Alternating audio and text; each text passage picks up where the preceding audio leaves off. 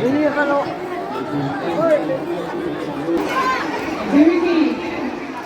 Vì ngọn sông sông đẹp không ấy và hoa xuống ngọn sông sông đẹp mà đi cũng làm cho tôi là in bên không biết điểm một lần là một trang là một em viên rồi cái lần mà anh xìa và con cái năm nghề và con quay mọi lần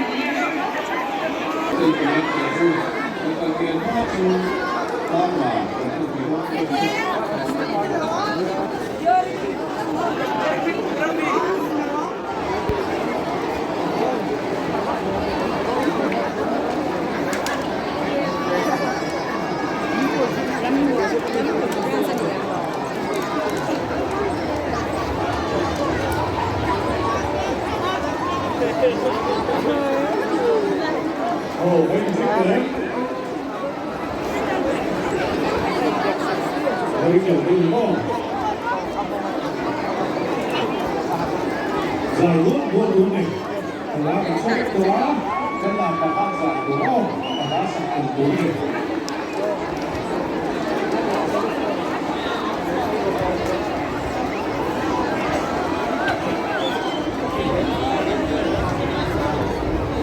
Ồ, được dễ là cái này. Mình thua không? Đầu tiên em sẽ thua. Là cái pha ăn mình chung rồi pha cho biết mình không phải yên.